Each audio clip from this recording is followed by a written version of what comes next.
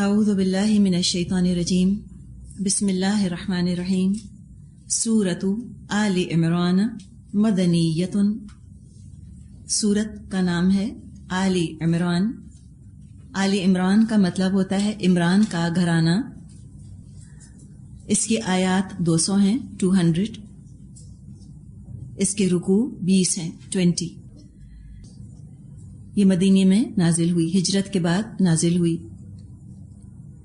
صحیح مسلم میں النواس بن سمعان الکلابی رضی اللہ عنہ سے روایت ہے، رسول اللہ صلی اللہ علیہ وسلم نے فرمایا، قرآن کو قیامت کے دن لایا جائے گا اور ان کو بھی جو اس پر عمل کرتے تھے۔ دعا کریں اللہم ربنا جعلنا منہم، اللہ ہم ان میں سے ہوں۔ سورہ بقرہ اور سورت آل عمران آگے آگے ہوں گی، جیسے دو بادل یا ایسی جیسے دو کالے سائبان جن میں روشنی چمکتی ہو، یا جس طرح قطار باندھی ہوئی چڑیوں کی دو ٹکڑیاں، اور وہ دونوں اپنے صاحب یعنی پڑھنے والوں کی طرف سے حجت کریں گی۔ حجت سے مراد ہے اللہ تعالیٰ سے سفارش کریں گی کہ اللہ ان کو بخش دے۔ سورت آل عمران، اس کو ہم مصحف میں دیکھ رہے ہیں، سورت البقرہ کے بعد آئی ہے۔ اصل میں اگر ترتیب نزولی دیکھی جائے تو اس میں سورت البقرہ کے بعد سورت انفال نازل ہوئی تھی، لیکن یہاں مصحف میں ہم دیکھ رہے ہیں البقرہ کے بعد آل عمران ہے۔ سورہ بقرہ میں ہم نے شریعت کے کئی احکامات پڑھے، سورت آل عمران میں شریعت کا کوئی حکم نہیں ملے گا، بس کچھ اشارے ہیں۔ اس سورت کی ایک خاص خصوصیت یہ ہے کہ اس میں دعائیں بہت ساری ملیں گی، بہت ہی خوبصورت دعائیں ہیں جو اس میں اللہ تعالیٰ نے انسانوں کو سکھائی ہیں۔ سورہ بقرہ کی طرح یہ بھی دو حصوں میں تقسیم کی جا سکتی ہے۔ پہلے حصے میں خطاب نصارہ سے ہے، کرسچن سے، اور دوسرے حصے میں خطاب مسلمانوں سے ہے، اور مسلمانوں کو اہل کتاب کی مختلف چالوں سے، مختلف ان کے جالوں سے بچنے کے لیے ہوشیار رہنے کو کہا گیا ہے۔ جو شروع کی 32 آیات ہیں، یہ غزوہ بدر کے فوراً بعد نازل ہوئیں۔ ان میں انڈائریکٹلی اہل کتاب کے عقیدے کی غلطیاں واضح کی گئی ہیں۔ آیت 33 سے 64، 33 سے آیت 64 تک یہ سن 9 ہجری میں نازل ہوئیں، یعنی کافی بعد میں نازل ہوئیں، 9 ہجری میں۔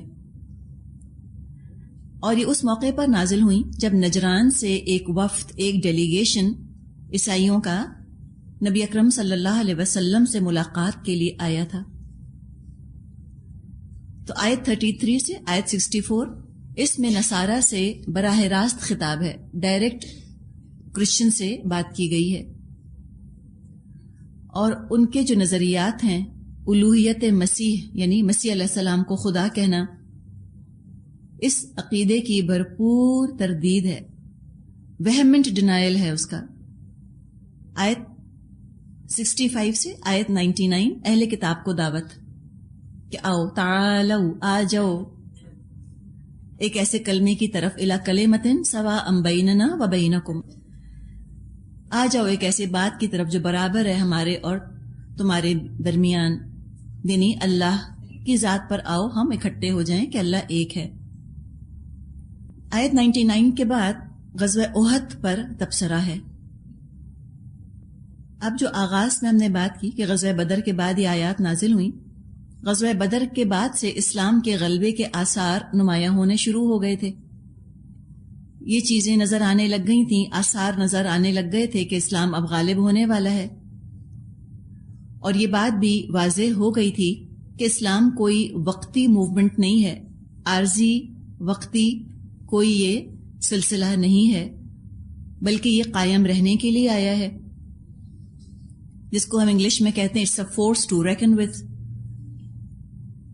بدر کے بعد اہل کتاب کے لیے اسلام کی کھلم کھلا مخالفت مشکل سے مشکل ہوتی چلی جا رہی تھی۔ اس سچویشن نے اہل کتاب کو مختلف گروہوں میں تقسیم کر دیا، ڈفرنٹ ان کے گروپس بن گئے. ایک تو وہ جو کہ خلوص کے ساتھ کلمہ پڑھ کے اسلام کے دائرے میں داخل ہو گئے، مومن ہو گئے، اور ایک وہ جو کلمہ پڑھ کر اسلام میں داخل تو ہوئے لیکن اسلام ان کی زبانوں تک رہا، دل میں داخل نہ ہو سکا. یہ منافق کہلائے، ہپوکریٹس. ایک تیسرا گروہ، دو کی تو بات ہم نے کر لی، ایک پرخلوص جو مومن تھے، ایک جو کہ پرخلوص نہیں تھے، منافق ہوئے. ایک تیسرا گروہ یہ اسلام کے دائرے میں داخل نہیں ہوا، لیکن یہ ڈوز کی طرح تھے، پیس کیپرز ٹائپ لوگ، کمپرومائز کرنے والے. انہوں نے زبان سے بھی اسلام کا دعویٰ نہ کیا، اسلام کو قبول نہ کیا، بلکہ ایک سمجھوتا، ایک ٹروس آفر کیا. اور وہ سمجھوتا یہ تھا کہ ہر مذہب والے کے لیے اس کا اپنا عقیدہ، اپنا طریقہ ٹھیک ہے، لہذا مسلمان یہودیوں، نصرانیوں اور مشرکوں کو ان کے عقیدے پر رہنے دیں، ان کے ریلیجن پر چھوڑ دیں، ان کے بیلیفز کو ٹچ نہ کریں. مسلمان، ان کا کہنا یہ تھا کہ مسلمان اہل کتاب کو اور مشرکوں کو اسلام کی دعوت نہ دیں، بلکہ یہ بات بھی مانے مسلمان کہ جو اپنے عقیدے کے مطابق کام کر رہا ہے ٹھیک کر رہا ہے. یہودی اپنے عقیدے کے حساب سے بات کر رہے ہیں، ٹھیک کر رہے ہیں، اللہ ان سے بھی راضی ہے. عیسائی اپنے عقیدے کے حساب سے بات کر رہے ہیں، عمل کر رہے ہیں، ٹھیک ہے، اللہ ان سے بھی راضی ہے. مشرک اپنے عقیدے کی بات کر رہے ہیں، اللہ مشرکوں سے بھی راضی ہے. تو کہا کہ تم کیوں کلیش کرتے ہو، کیوں ٹکراتے ہو، کیوں یہ لڑائی جھگڑا اور یہ الگ الگ طرح کی باتیں کر رہے ہو؟ ٹھیک ہے، جو کرتا ہے ٹھیک کر رہا ہے، ایکسیپٹ کر لو. تو تم ان کو ان کے دین پر رہنے دو، وہ لوگ مسلمانوں کو اسلام پر رہنے دیتے ہیں. اب یہ جو بات یہاں پر ہم نے کی، ایک طرح سے دل کو اپیل تو کرتی ہے کہ ہاں ٹھیک ہے، منیمائزنگ دا کلیش، کوئی کلیش ہی نہیں اس کے اندر، جو کرتا ہے ٹھیک کرتا ہے بھائی، لیو اینڈ لیٹ لیو. دل کو یہ بات اچھی لگتی ہے لیکن اللہ کو یہ بات نہیں پسند. یہ تو میری اور آپ کی خواہش ہے، دین خواہش کا نام نہیں. ان حالات کو ذہن میں رکھ کے ان آیات کا مطالعہ کریں گے. جب یہ حالات ہوئے تو ان حالات کا تقاضا تھا کہ مسلمان اہل کتاب و مشرکوں پر یہ بات واضح کر دیں، بلکہ یوں کہنا بہتر ہوگا کہ اللہ مسلمانوں پر اور اہل کتاب پر اور مشرکوں پر یہ بات واضح کر دے کہ لوگوں کو اللہ کی طرف سے کئی دین نہیں ملے، بلکہ ایک ہی دین ملا ہے جس کا نام اسلام ہے. اور ہم اس کے بارے میں سورہ آل عمران میں آیات پڑھیں گے. ان الدین عند اللہ الاسلام، بے شک دین اللہ کی نظر میں صرف اسلام ہے. اس دین میں پک اینڈ چوز کی گنجائش نہیں، انالیسس کی گنجائش نہیں، کرٹیسزم کی گنجائش نہیں، تنقید کی گنجائش نہیں. اس دین کے اندر تمہاری مرضی شامل ہونے کی گنجائش نہیں. اس دین کے اندر کسی دوسرے ملاوٹ والے عقیدے کو شامل کرنے کی گنجائش نہیں. پسند آئے تو لے لو، نہیں پسند آئے لینا پھر بھی ہے، اس لیے کہ ہے ہی صرف یہ، چوائس ہی نہیں ہے. اسلام کو اینالائز کرنے کی، ریشنلائز کرنے کی گنجائش ہی نہیں ہے. یہ ہے، یہ دین اللہ نے دے دیا، سمجھ آئے تب بھی کرو، نہیں سمجھ آئے تب بھی کرو، کرنا تو یہی ہے اگر نجات چاہتے ہو. ہر رسول جو دنیا میں اللہ نے جس کو بھیجا وہ دین اسلام ہی لے کر آیا. ایک اللہ کی عبادت کی تعلیم لوگوں کو دی. وہ تو بعد میں رسولوں کے جو فالوورز تھے، پیروکار تھے، اس میں سے جو لوگ مخلص نہیں تھے، انہوں نے رسول کی تعلیمات میں تبدیلی پیدا کر دی، ڈسٹورشن لے کر آ گئے، تحریف پیدا کر دی. تو اب جو بھی تعلیمات موجود ہیں وہ درست نہیں ہے، ان میں غلطی ہے. مثال کے طور پہ گورنمنٹ کرنسی ایشو کرتی ہے، ٹھیک ہے. اب کیا ہوا کہ اس کرنسی کے کاؤنٹرفیٹ بننے لگ گئے، نقلی نوٹ بننے لگ گئے. تو گورنمنٹ کیا کرتی ہے؟ اس نوٹ کو کینسل کر کے نیا نوٹ بنا دیتی ہے. یہ کرتی ہے نا. مثال کے طور پہ پچھلے دنوں ہم نے دیکھا 5 روپے کا نوٹ وہ کینسل ہوا. اب عقل مند کون ہے؟ جو اس سکے کو استعمال کرنا شروع کرے یا اسی پرانے 5 کے نوٹ کو لے کر بیٹھا رہے؟ سکہ استعمال کرتے ہیں، ہم میں سے کون اب استعمال کرتا ہے؟ بلکہ کبھی کوئی کسی ادھر ادھر سے پرس میں سے کوئی 5 کا نوٹ نکل آئے تو اس قدر افسوس ہوتا ہے دیکھ کر اس کو کہ کوئی ویلیو نہیں، آپ کچھ نہیں خرید سکتے، آپ چنے بھی نہیں خرید سکتے اس 5 کے نوٹ سے، ایک ٹافی بھی نہیں آئے گی، اب تو چوئنگم بھی نہیں آتی۔ تو یہی ہے، جب اللہ کے دیے ہوئے دین میں لوگوں نے تحریفات کی، نقلی دین اس سے ملتے جلتے بنانے شروع کر دیے، اللہ نے اس کو کینسل ہی کر دیا، اللہ نے ایک اور فریش دین دے دیا۔ تو یہاں پر سورہ آل عمران میں ہم اس ترغیب کو محسوس کریں گے کہ اہل کتاب کو، یہود کو اور نصارہ کو انسپائر کیا، ترغیب دی، ان سے سوال بھی کیا کہ تم کیوں ایک غلط چیز پر قائم رہنا چاہتے ہو؟ اصل چیز کے آنے کے بعد نقلی چیز کو سینے سے لگائے کیوں بیٹھے ہو؟ اللہ تعالیٰ نے جو ہدایت کا راستہ دکھا دیا، لیٹسٹ چیز جو دے دی، اس کو چھوڑ کے ریڈنڈنٹ چیز کو، پرانی چیز کو کیوں تم نے اتنا عزیز سمجھا ہوا ہے؟ تم کو تو چاہیے کہ سب سے پہلے آگے بڑھ کر اس دین کو سینے سے لگا لو۔ یہ چند باتیں ہیں، شروع کرتے ہیں سورت کو۔ اعوذ باللہ من الشیطان الرجیم، بسم اللہ الرحمن الرحیم۔ الف لام میم، الف لام میم حروف مقطعات ہیں۔ قرآن کی کل 6 صورتیں الف لام میم سے شروع ہوتی ہیں۔ سورت البقرہ، سورت آل عمران، سورت العنکبوت، سورت الروم، سورت لقمان اور سورت الف لام میم سجدہ۔ اللہ لا الہ الا هو الحی القیوم، اللہ وہ زندہ جاوید ہستی جو نظام کائنات کو سنبھالے ہوئے ہے، حقیقت میں اس کے سوا کوئی خدا نہیں۔ اللہ تعالیٰ کی پہچان اس کے ناموں کے ذریعے سے کرائی جا رہی ہے۔ کوئی ہستی، کوئی مخلوق خالق کے برابر نہیں ہو سکتی، چاہے وہ عیسیٰ علیہ السلام جیسے جلیل القدر رسول ہی کیوں نہ ہو۔ جیسے آپ نے یہ بات ابھی نوٹ کی کہ سورت آل عمران میں نصارہ سے خطاب کیا جائے گا، اور نصارہ کے اندر الوہیت مسیح کا تصور تھا کہ عیسیٰ علیہ السلام خدا ہیں یا خدا کے بیٹے ہیں۔ تو اللہ کی ایسی صفات سے اس سورت کا آغاز کیا گیا کہ جو کسی مخلوق میں نہیں۔ الحی ہے اللہ، ہمیشہ زندہ رہنے والا ہے، ہمیشہ سے زندہ ہے، ہمیشہ زندہ رہے گا۔ زندگی اس کی اپنی ذاتی ہے، قدیم ہے، لافانی ہے۔ مخلوق کی زندگی تو حادث ہے، عطائی ہے، فانی ہے، ختم ہونے والی ہے۔ تو اللہ الحی ہے، جبکہ عیسیٰ علیہ السلام عیسائیوں کے عقیدے کے مطابق سولی چڑھائے جا چکے تھے۔ تو جو خود اپنی زندگی قائم نہ رکھ سکے وہ اللہ کیسے ہو سکتا ہے؟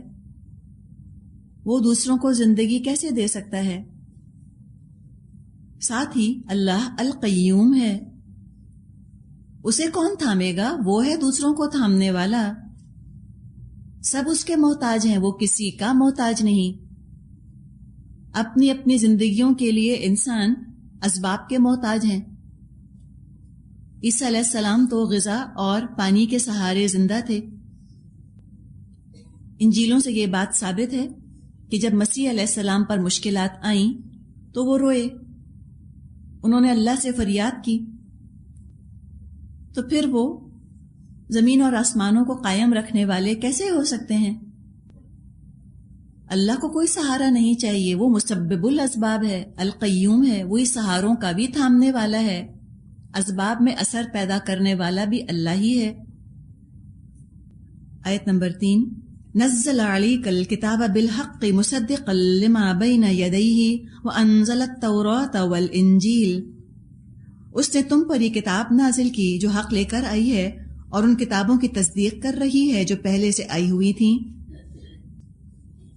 اس سے پہلے وہ انسانوں کی ہدایت کے لیے تورات اور انجیل نازل کر چکا ہے۔ بین یدیہ کی بات آئی، یہی کی ضمیر کتاب کی طرف جا رہی ہے کہ اس کتاب سے پہلے تورات اور انجیل موجود تھیں۔ بین یدیہ کا لفظی ترجمہ تو ہم کرتے ہیں دونوں ہاتھوں کے درمیان، مراد ہے سامنے، اس کے آگے آلریڈی موجود تھی انجیل اور تورات قرآن کے آنے سے پہلے۔ تورات کا مادہ واو را یا ہے،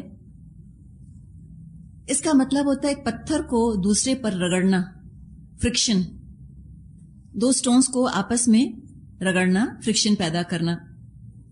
جب ایک پتھر دوسرے پتھر پہ رگڑا جاتا ہے تو روشنی پیدا ہوتی ہے، حرارت پیدا ہوتی ہے، گرمی، آگ پیدا ہوتی ہے۔ تو تورات وہ کتاب جس نے کہ لوگوں کے لیے ہدایت کا کام کیا، نور لے کر آئی۔ انجیل کا مادہ نون جیم لام ہے، مطلب ہوتا ہے چوڑا، وسیع، ایکسپینشن کے لیے استعمال ہوتا ہے یہ لفظ، کوئی چیز جو کہ وسیع ہو، براڈ۔ جو لفظ انجیل ہے، انجیل کا مطلب ہوتا ہے خوشخبری، گڈ نیوز، اور تورات کا مطلب ہوتا ہے لا، قانون۔ تو یہاں تورات اور انجیل کا ذکر کیا گیا کہ دیکھو قرآن کا نازل ہونا کوئی نئی انوکھی بات نہیں ہے، پہلے بھی کتابیں آئیں، اور جس طریقے سے قرآن نازل ہوا وہ بھی جانا پہچانا طریقہ ہے اہل کتاب کے لیے، جانے پہچانے پروسیجر سے قرآن نازل ہوا۔ تورات اور انجیل کی صحیح تعلیمات کی تصدیق کرتا ہے قرآن، کتنا بھی ڈسٹورشن آ گیا، کتنی بھی تحریف ہو گئی تورات اور انجیل میں، لیکن قرآن نے یہ نہیں کہا کہ ابھی اللہ کی کتاب نہیں رہی، کچھ نہ کچھ اس کے اندر سچ موجود ہے۔ تو جو باتیں صحیح ہیں قرآن نے ویریفائی کر دیا ان کو، اور جو باتیں لوگوں نے اپنی مرضی سے شامل کر دی تھیں تورات اور انجیل میں، ان کی نشاندہی کر دی، ان کو پوائنٹ آؤٹ کر دیا کہ یہ باتیں غلط ہیں اس میں۔ تورات جیسے بھی آپ کو بتایا مطلب ہوتا ہے اس کا دا لا، قانون۔ موسیٰ علیہ السلام کو کتاب دی گئی تھی، اس میں احکام عشرہ موجود ہیں، 10 کمانڈمنٹس، اور وہ احکامات بھی ہیں جو نبوت سے لے کر موسیٰ علیہ السلام کی وفات تک وقتاً فوقتاً آتے رہے، وہ بھی اس میں شامل ہیں۔ موسیٰ علیہ السلام نے تورات کی 12 کاپیاں بنوا کر بنی اسرائیل کے 12 قبیلوں کے پاس رکھوا دی تھی، لیکن جب کمزوری ان میں آئی، رفتہ رفتہ ان کا تعلق اپنی کتاب سے کمزور پڑتا چلا گیا، حتیٰ کہ عوام تو بھول ہی گئے تورات کو، چند ان کے علماء تھے جو پڑھتے پڑھاتے تھے، اس میں بھی ادھر ادھر اس کی کاپیاں کہیں سے کہیں چلی گئیں، ہوتے ہوتے ایک وقت یہ آیا کہ ان کے پاس تورات کی صرف ایک مستند کاپی رہ گئی تھی، واحد ایک، جو کہ ہیکل سلیمانی میں رکھی ہوئی تھی، ٹیمپل آف سولومن میں۔ 586 BC 586 قبل مسیح میں بابل کے بادشاہ بخت نظر نے، بیبیلون کے بادشاہ نبوکڈ نظر نے ہیکل سلیمانی کو تباہ کر دیا۔ جب اس نے ٹیمپل کو تباہ کیا، تورات اس کے نیچے کہیں دب کر ختم ہو گئی، ہمیشہ کے لیے گم ہو گئی۔ بنی اسرائیل بابل میں غلاموں کی حیثیت سے زندگی گزارنے لگے۔ اس کے بعد خیر پھر وقت کا دھارا بدلا، وقت کے حالات نے کروٹ لی، پھر آزادی ان کو ملی، پھر یہ واپس فلسطین آئے، یہاں ان کے ساتھ ان کے نبی تھے عزیر علیہ السلام۔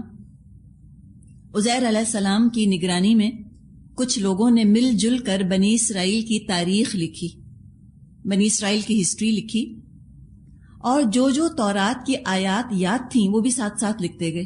پوری تورات تو ان کو حفظ نہیں تھی، جو بھی ان کو یاد تھی تورات، جتنی یاد تھی اتنی وہ لکھتے چلے گئے۔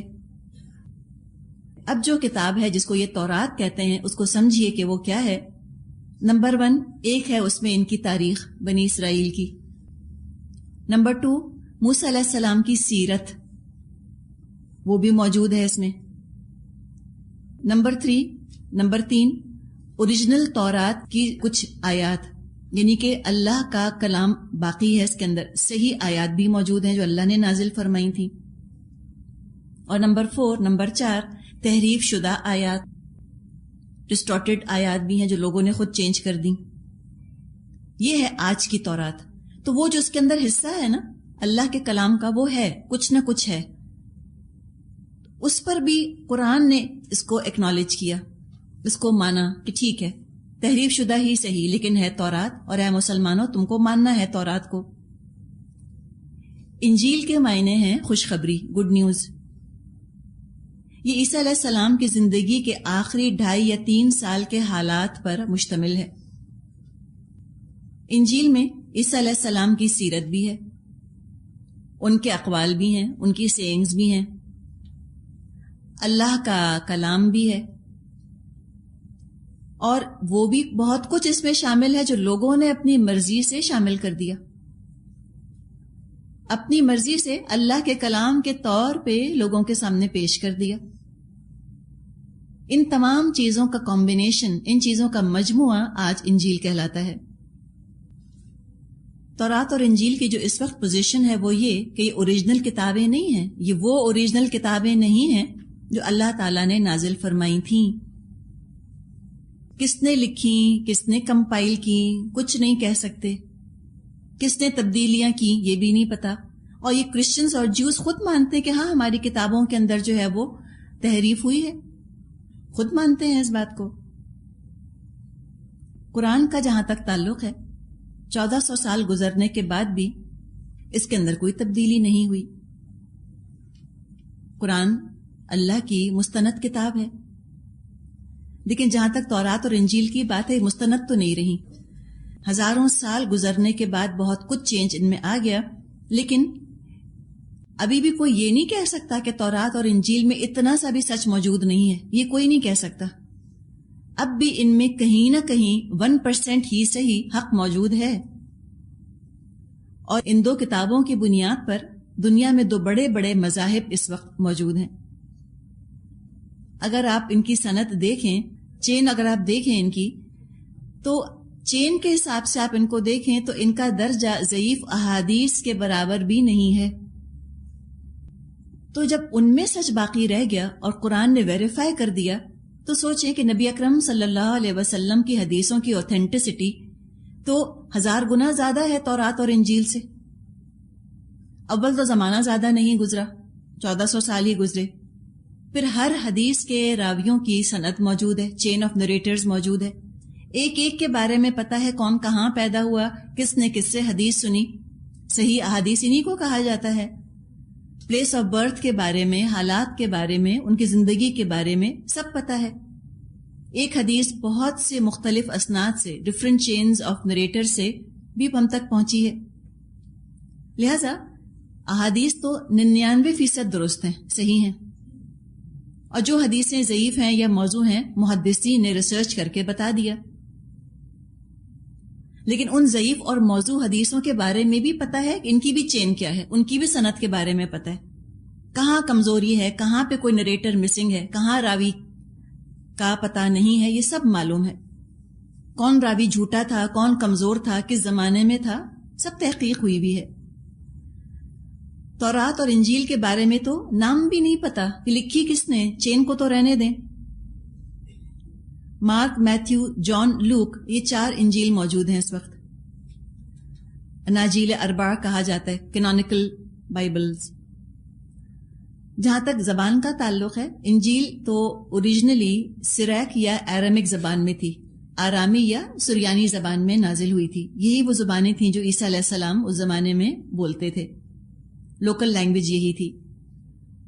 تو اوریجنل زبان میں تو انجیل اس وقت کہیں موجود نہیں ہے۔ سب سے پرانی بائبل گریک زبان میں ہے، جو ٹرانسلیشن ہے، یعنی کہ ان کے بارے میں فرمایا من قبل ھدی للناس، وہ لوگوں کے لیے ہدایت کا سامان تھی، اپنے اپنے زمانے میں یقیناً ہدایت کا سامان تھی، لیکن وقت کے ساتھ ساتھ ان میں اتنی تبدیلی آ گئی کہ حق اور باطل میں فرق کرنا ممکن نہ رہا، کون سی بات اللہ کی طرف سے ہے، کون سی نہیں۔ تو ایک ٹیسٹ، ایک سمجھیے کہ ایک چیک لگا دیا گیا انجیل اور بائبل کے اوپر، اور وہ کیا فرمایا، وَأَنزَلَ الْفُرْقَانَ، اور اللہ نے ایک کسوٹی اتاری، اللہ نے فرقان اتارا، کرائٹیرین نازل فرمایا۔ کسوٹی کیا ہوتی ہے، فرقان کیا ہے، کرائٹیرین کیا ہے؟ مختلف راستوں کا، مختلف کاموں کا فرق بتانے والی کتاب یعنی قرآن.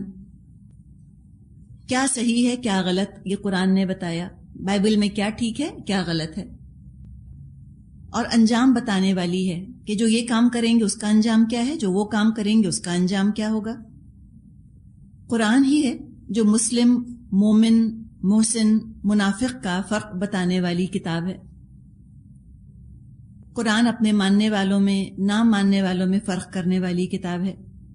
اب رہتی دنیا تک یہی اوتھینٹک کرائیٹیرین ہے، یہی مستند معیار ہے. اسی کی بنیاد پر دنیا اور آخرت میں فیصلے کیے جائیں گے کہ کون حق پہ تھا، کون باطل پر تھا، کون کامیاب ہے، کون ناکام. قرآن وہ فرقان ہے. ان الذین کفروا بآیات اللہ لہم عذاب شدید واللہ عزیز ذو انتقام. اب جو لوگ اللہ کے حکام کو قبول کرنے سے انکار کریں ان کو سخت سزا ملے گی. اللہ بے پناہ طاقت کا مالک ہے اور برائی کا بدلہ دینے والا ہے. یہ بات بھی یہاں پر بتا دی، وارن کر دیا کہ جو لوگ اس کو ماننے سے انکار کریں گے یا اس کو چھوڑ کر کوئی اور فرقان اپنے لیے تلاش کریں گے، کوئی اور کرائیٹیرین اپنے لیے پسند ناپسند کا، صحیح غلط کا بنائیں گے، تو اللہ کا غضب بہت بھڑکے گا ان کے اوپر. اور کوئی وجہ نہیں کہ قرآن کو نہ مانا جائے. جس زبان میں نازل ہوا وہ زبان آج دنیا میں موجود ہے. جس طرح قرآن نازل ہوا بال برابر فرق اس میں نہیں آیا. ساری دنیا مانتی ہے یہ بات. غیر مسلموں نے خود تحقیقات کر کے دیکھ لی، ہر طرح سے کتاب محفوظ ہے. اللہ نے خود اس کی حفاظت کا ذمہ لیا ہے. انچینجڈ ورڈ آف گاڈ ہے. تو قرآن کو ٹھکرانا دراصل حق کو ٹھکرانا ہے. اور جو العزیز کے حکم کو ریجیکٹ کرے گا اللہ اسے انتقام لے گا. یہ وعدہ ہے اللہ کا پکا. اور اللہ کے فیصلوں کو چیلنج کرنے والا کوئی نہیں.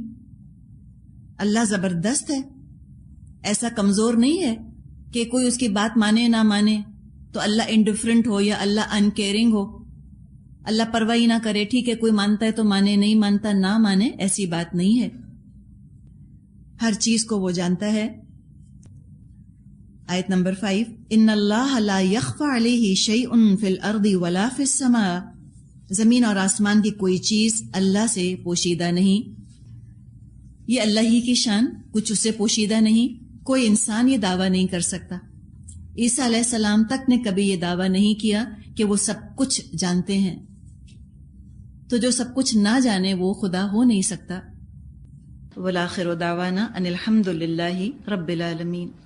سبحانک اللہم و بحمدک نشہد ان لا الہ الا انت نستغفرک و نتوب الیک. السلام علیکم ورحمۃ اللہ وبرکاتہ.